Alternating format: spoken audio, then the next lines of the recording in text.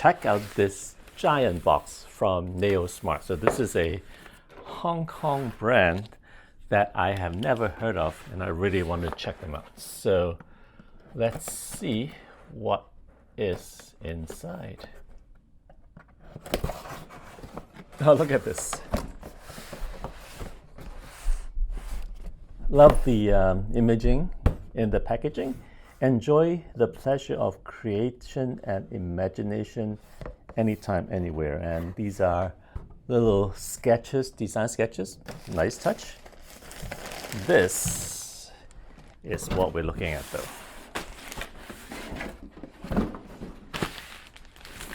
Here you go. Unzip this guy. This is the H8 briefcase, which is also a convertible bag that has, I believe, a backpack mode. So this is just a quick unboxing and first look. Like this ballistic nylon material. Oh, look at this. This is some cool hardware here. Handles. And let's just look inside quickly. Snap this open.